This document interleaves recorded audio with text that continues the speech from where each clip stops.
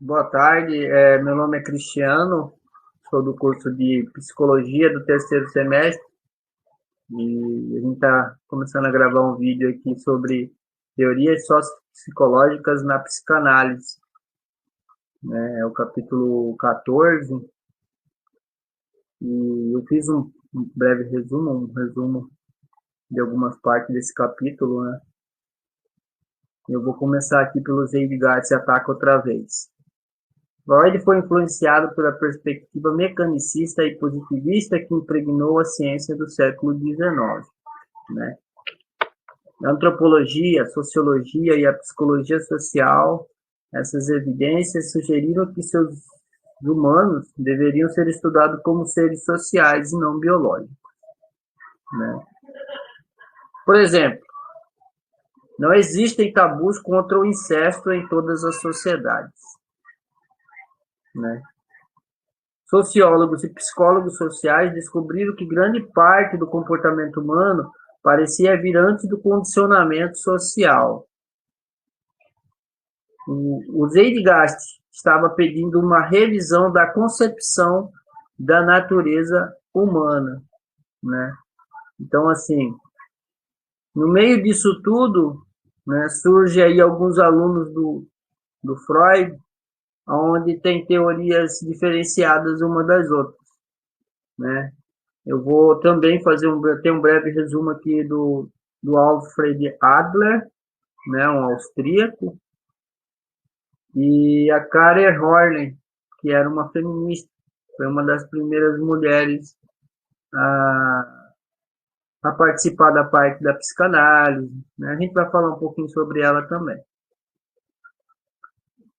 No comportamento humano não é determinado por forças biológicas, mas pelas interpessoais a que esta pessoa está exposta, particularmente na infância.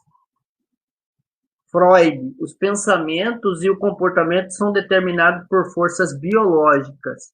Freud pensava dessa forma, né? O Alfred Adler, né, que foi um dos alunos do Freud, nasceu em 1870, faleceu em 1937, né? Como eu disse anteriormente, ele nasceu em Viena, né, capital da Áustria. Foi o primeiro proponente da forma da psicologia psicológica de psicanálise e é o único psicólogo que tem um quarteto de cordas com seu nome.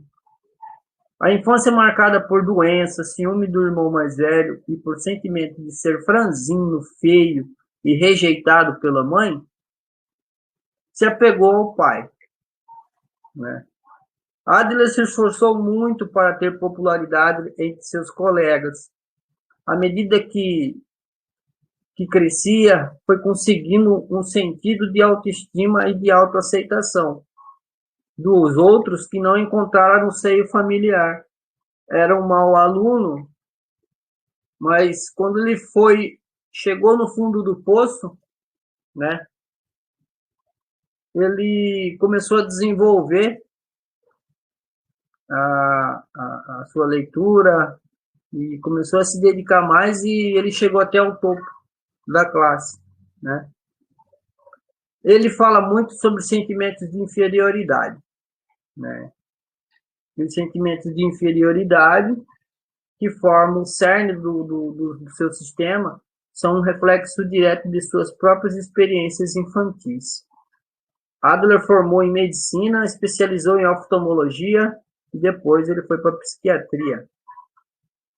Adler foi médico do exército austríaco na Primeira Guerra Mundial, tendo organizado mais tarde uma clínica de orientação infantil no sistema escolar vienense. Em 1934, foi nomeado professor de psicologia médica. Adler considerava a motivação humana um esforço por atingir a superioridade e acentuava a importância dos fatores sociais no desenvolvimento da personalidade.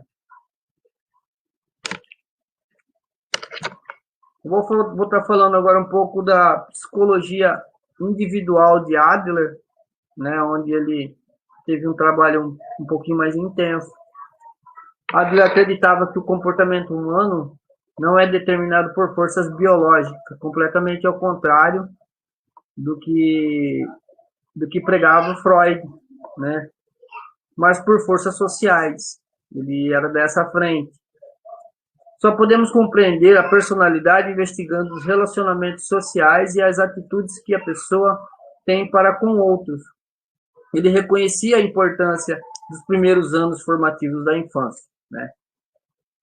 Seu foco eram as forças sociais, como eu já dizia antes, e não biológicas, né? Ele teve também muito destaque na importância da consciência. Ele considerava os humanos seres conscientes, cônscios de suas motivações. Acreditava que somos mais influenciados por aquilo que pensamos que o futuro nos reserva. E esforçar-se por atingir metas ou antecipar futuros eventos são elementos capazes de afetar o nosso comportamento presente. No caso, algo que eu conseguiria adquirir futuramente, que isso me dê motivação hoje, para que eu busque hoje, né? Não um resultado futuro, mas sim uma construção de pensamento, né? Uma construção de crença, vamos dizer assim, para chegar no seu objetivo e na sua meta. Esse alvo para cuja consecução todos nos esforçamos, né? É a superioridade ou perfeição que abrange o desenvolvimento, o aperfeiçoamento e a realização plenos do eu, né? No caso, algo individual, né? Se eu quero ser um bom psicólogo, eu tenho que me dedicar à psicologia, ao estudo da psicologia e me motivar todos os dias para buscar esse conhecimento, né? Eu tenho que me motivar todos os dias, para todos os dias eu desenvolver trabalho, conversar com pessoas com mais experiência, né? E assim sucessivamente. Ele também acreditava que essa luta pela superioridade e pelo aprimoramento do eu é inata, manifestando em todos os aspectos da personalidade. Ele também acreditava que um sentimento generalizado de inferioridade é a força determinante do comportamento. Consciente de sua inferioridade e da necessidade de superá-la, a criança também é impelida por essa luta pela superioridade ou perfeição, né? Os sentimentos de inferioridade também apresentam vantagens para a pessoa e para a sociedade, pois levam uma contínua melhoria.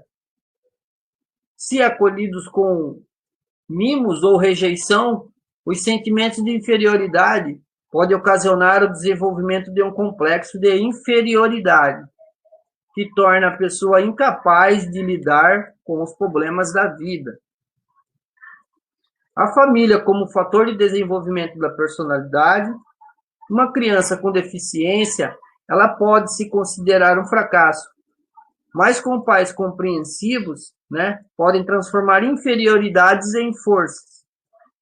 No caso, a compreensão, né, o estímulo, a motivação, né, para uma criança que tem algum problema, vamos dizer, físico, né, que tem a incapacidade ali de fazer uma natação, a família pode estar influenciando ela em outra área que ela pode ser boa, né? Pode motivar ela a fazer um outro tipo de esporte. No caso, hoje, vamos dizer assim, nós temos os exemplos das Paralimpíadas, né? Onde pessoas com deficiências físicas, elas competem no meio das limitações delas mesmas, né? Então, assim, uma criança hoje que nasce com essa deficiência, tem várias opções hoje, né? Mas com o apoio dos pais e essa motivação e esses estímulos, né? Faz com que a criança se sinta superior, vamos dizer assim, né? Tem um sentimento de superioridade para estar desenvolvendo e deixando o processo da inferioridade para trás, né?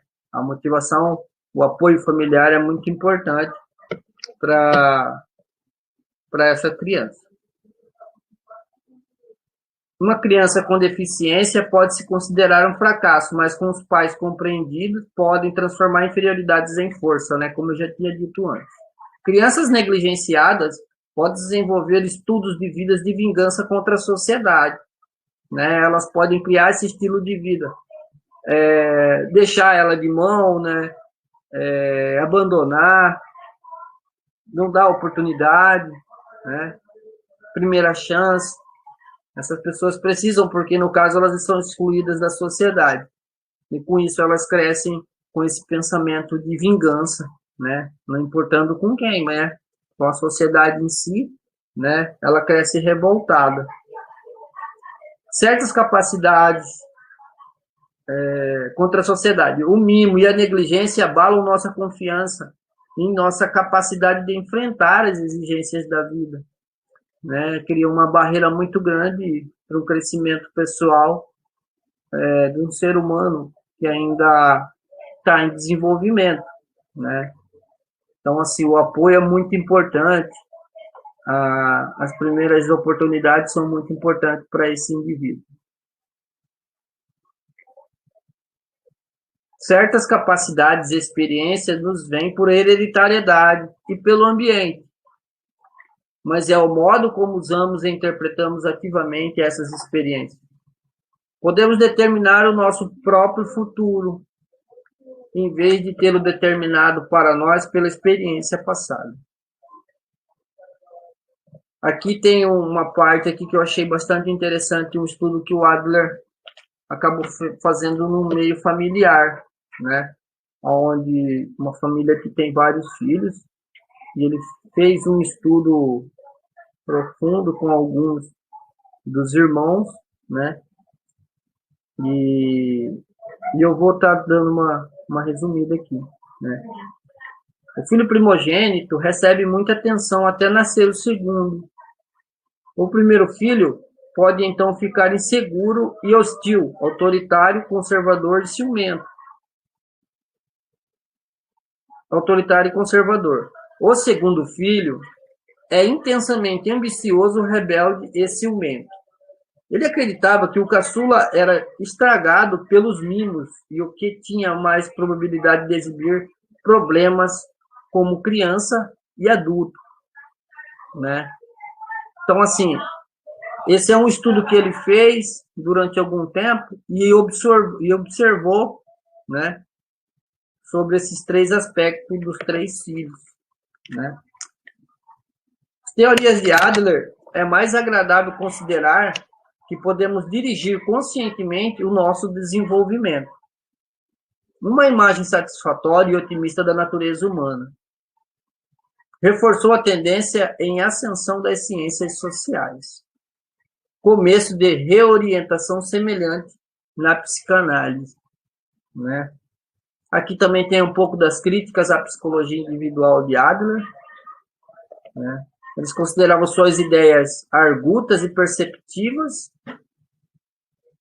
Um sistema era demasiado simples, não era um teórico coerente nem sistemático, e que sua posição deixa muitas questões sem respostas.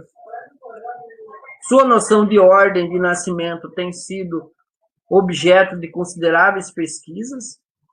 A influência de Adler sobre a psicanálise pós-freudiana tem sido substancial. Alguns psicólogos têm sugerido que Adler estava muito além do seu tempo. Sua ênfase nas variáveis sociais e cognitivas é mais compatível com tendências da psicologia atual do que com o da sua época, né? Então, assim, ele foi um dos alunos do Freud, só que ele seguiu uma outra linha, né, de pensamento, e que até hoje é usado, né, aí na sociedade. Aí alguns psicólogos gostam muito do Adler, inclusive eu. Eu vou falar um pouco aqui da Karen Horney, né?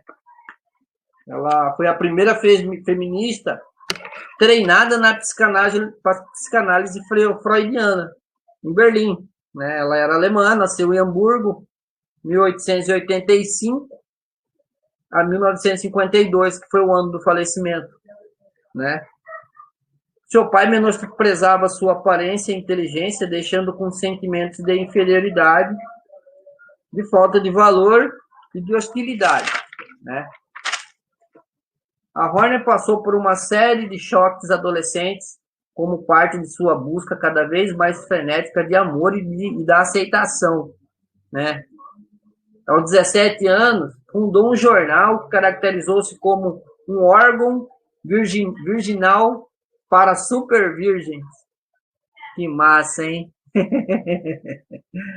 Casou, teve 3 filhas e passou por um longo período de perturbação emocional. Divorciou-se em 1927 e continuou sua busca incansável de amor pelo resto da vida. Em 1932, ela foi para os Estados Unidos como diretora associada do Instituto de Psicanálise de Chicago. Rompeu com Freud, né, e fundou o Instituto Americano de Psicanálise, que dirigiu até a morte. Né?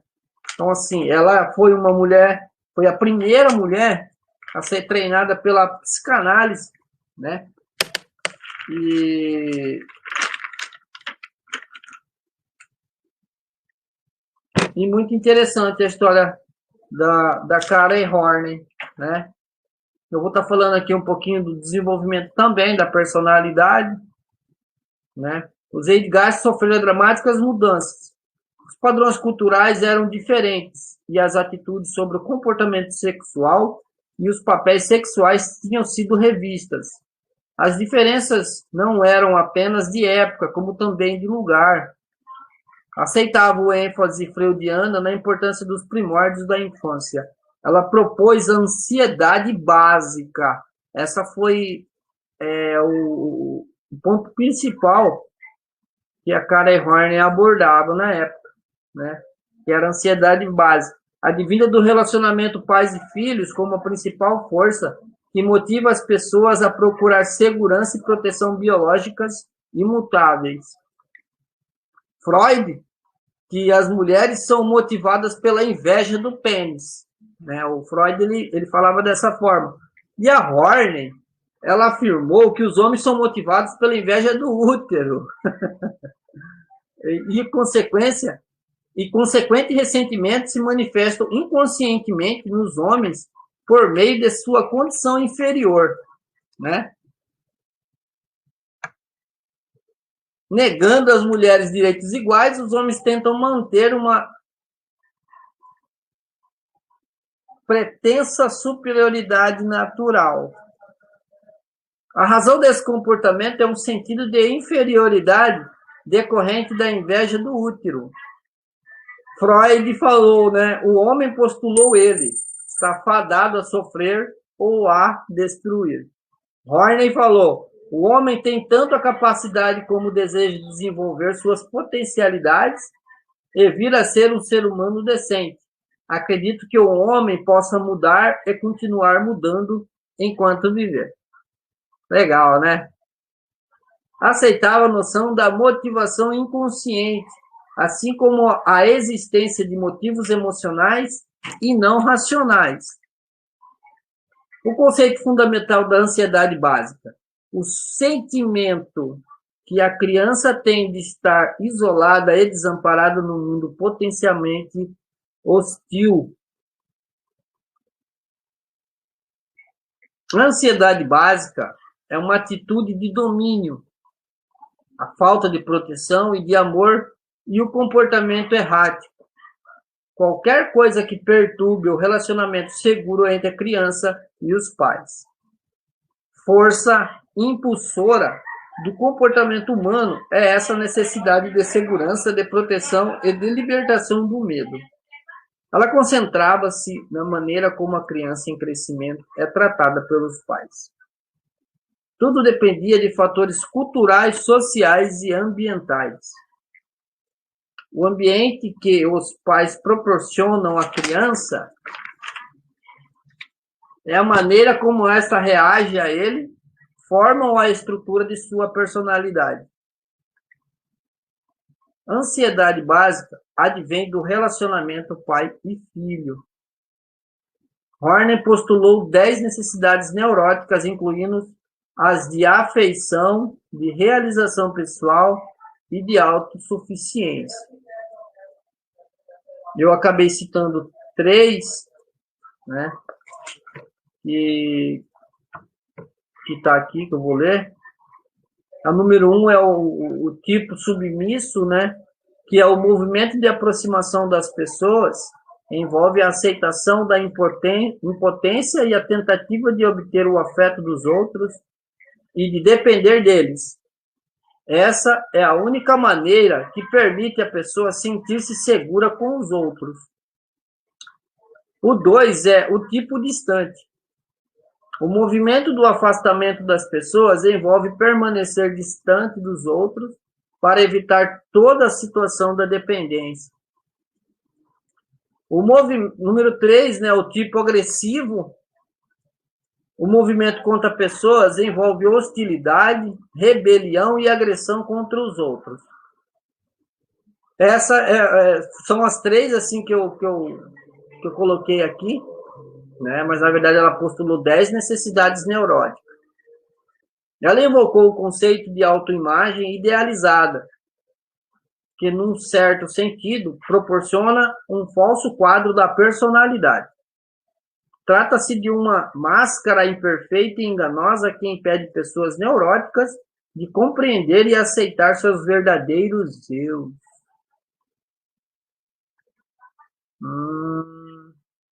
Ao enxergar as máscaras, os neuróticos negam a existência de seus conflitos interiores.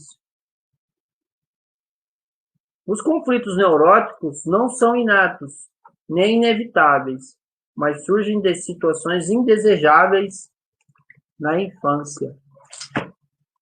A contribuição à psicologia é digna de nota, porque ela introduziu um modelo de personalidade que tem como base os fatores sociais e atribui pouco ou nada aos fatores inatos. Horney foi uma feminista ardente e pioneira em muitas de suas posições, expressas há mais de 50 anos. Seu dilema é tão intenso nos anos 90 quanto foi para ela nos anos 30. Lutou vigorosamente para que as mulheres tivessem o de escolher, tomar as próprias decisões diante das imposições por uma sociedade dominada pelos homens, né? Então, assim, esse foi o que eu entendi aqui, né? Eu copiei um resumo e algumas partes aí que eu acabei entendendo e compreendendo aí desses 2 psicólogos aí que acabou participando ardentemente ali com Freud, né? E eles acabaram indo para outras linhas de raciocínio, mas não fugindo muito da psicanálise, né? Eles só mudaram da ação biológica para a ação social. Beleza? Obrigado aí, pessoal. E vai ter continuação aí com os outros vídeos aí para estar integrando com eles. Esse é só o primeiro passo, tá bom? Olá, pessoal. Boa noite. Dando continuidade ao nosso assunto, eu vou falar para vocês sobre Henry Murray. Murray, ele denominou o seu sistema de personologia e teve como base também a teoria de Freud. Ele estudou a personalidade no ambiente universitário e não clínico. Ele passou a fazer parte da Clínica de Psicologia de Harvard, onde ele atuou até o ano da Segunda Guerra, que é onde ele desenvolveu também um programa que avaliava os candidatos. Eles eram observados em situações reais de tensão. E esse programa que foi usado para a Segunda Guerra, ele é utilizado até hoje nesses programas de avaliação e seleção de pessoal. Murray, ele preferiu enfatizar o estudo da personalidade num campo mais fisiológico. E ele desenvolveu um conceito de tensão, que para ele era a lei primária do comportamento. O seu sistema ele também trazia o id, o ego e o superego, mas acrescentado daquilo que Freud trazia.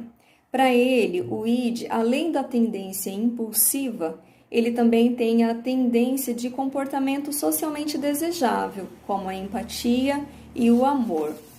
O ego, ele não é só um servo do id, ele também atua no comportamento, sendo mais um organizador do comportamento. E o superego, para ele, não é só influenciado pelos pais, mas também pela sociedade, e também ele não fixa só nos 5 anos de idade, mas continua sendo desenvolvido ao longo da vida.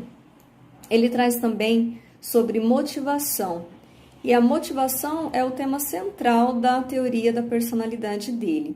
Para ele, as necessidades elas formam uma reação química no cérebro que organiza o funcionamento intelectual e perceptivo. Assim, essas necessidades elas despertam uma tensão no organismo que só podem ser reduzidas pela satisfação destas necessidades. Então, o que motiva essa necessidade? É uma tensão que gera, e aí a gente vai em busca de amenizar essa tensão. Ele identificou 20 necessidades e desenvolveu um teste de apercepção temática para avaliar esses aspectos de personalidade, diagnóstico clínico e seleção de pessoal. A teoria de Murray ele tem gerado até hoje pesquisas específicas sobre necessidades e sobre as técnicas desenvolvidas por ele na época. Vou falar para vocês também sobre Erik Erikson. Ele foi treinado por Anna Freud, ele desenvolveu uma abordagem e afirmou que a personalidade ela continua se desenvolvendo ao longo da vida, com o impacto da sociedade e da cultura. Erikson é conhecido pelo seu conceito de crise de identidade. Todos nós já ouvimos falar sobre crise de identidade, né? E às vezes a gente acha que até já passou por alguma crise dessa. Na teoria dele, segue uma abordagem de duração de vida e o tema central é a busca de uma identidade de ego. Erikson dividiu a duração da vida em 8 estágios e em cada uma delas tem uma crise a ser resolvida. Os primeiros estágios se parecem com os de Freud, oral, anal, fálico e de latência. Já os 4 últimos, eles estão na adolescência e na velhice, o que não era muito abordado por Freud. Erikson acreditava que podemos influenciar e dirigir conscientemente nosso desenvolvimento em cada estágio desse. O tema central da teoria da personalidade desenvolvida por Erikson é que a busca de uma identidade de ego é durante a adolescência. Trata-se de um período em que a pessoa deve formar a sua autoimagem. A teoria de Erikson influencia tanto na psicanálise, quanto na educação, quanto na assistência social, e o campo da psicologia desenvolvimental é decorrência direta do seu trabalho e das suas pesquisas. Então é isso, gente, é o que nós temos para trazer para vocês. Esperamos muito que contribua para a formação e o conhecimento de todos. Boa noite, obrigada. Boa tarde. Eu vou estar gravando essa segunda parte do vídeo. Eu falei um pouco sobre 2 psicólogos pós-freudianos, por nome de Alfred Adler e Karen Horney, né, que foi a primeira feminista treinada pela psicanálise. Eu vou estar falando um pouquinho do Gordon Allport, né, ele nasceu em 1897 e faleceu em 1967. Mais do que qualquer outra pessoa, tornou um estudo da personalidade respeitável de psicologia. Empreendeu o estudo da personalidade a partir do ambiente clínico e o levou para a universidade. Allport sentia-se isolado e rejeitado por outras crianças, mas no meio familiar, né, ele tinha uma vida feliz e marcada pela afeição e pela confiança. Pelo fato de não ter acontecido nada na sua experiência infantil, como aconteceu no caso do Adler e da Horner, né? O Adler, quando era pequeno, era franzino, era rejeitado, né? E a Horner também, que esse problema no período infantil da rejeição, ele não teve isso, né? Ele teve uma vida mais com afeição, com carinho, né? Não foi tão rejeitado assim. Ele acabou olhando por um ponto de vista intelectual e acadêmico, né? Para ele, para o Alpert, né, o cerne de qualquer teoria da personalidade é o tratamento da motivação, né? Um pouco parecido com o Alfred Adler, né? Para explicar a motivação no adulto normal, ele propôs o conceito da autonomia funcional, né? Por exemplo, quando começamos a nossa carreira, a gente trabalha duro, talvez motivado para alcançar algumas metas de dinheiro, de segurança no emprego. Mais tarde, tendo alcançado esse sucesso, né, a gente continua trabalhando duro, mas por outras razões. Porque as nossas metas originais já foram alcançadas, né? Devendo ser compreendida apenas em termos do nosso comportamento e das nossas intenções presentes. O termo que é usado do sentido de ser apropriado, o eu próprio, né, ele desenvolve através de 7 estágios entre a infância e a adolescência. Não tinha caráter psicossexual, né, como dizia Freud, né? No caso dele, ele não tem esse caráter psicossexual. Os relacionamentos sociais, em particular com a mãe, são cruciais no desenvolvimento do próprio. O estudo de traços de personalidade, ele desenvolveu 3 tipos de traços. Primeiro, traços cardeais, que são paixões que dominam todos os aspectos da vida. 2, traços centrais, que são temas comportamentais, como a agressividade ou a sentimentalidade. E o 3 são traços secundários, que são comportamentos exibidos menos frequentes e consistentemente do que os outros traços. Destacou a peculiaridade da personalidade individual e tornou a teoria da personalidade parte importante da psicologia acadêmica. Seu trabalho em termos da definição e da avaliação de traços é considerado uma contribuição significativa ao estudo da personalidade. Alpert também desenvolveu um teste psicológico, o estudo de valores, para medir os valores do indivíduo.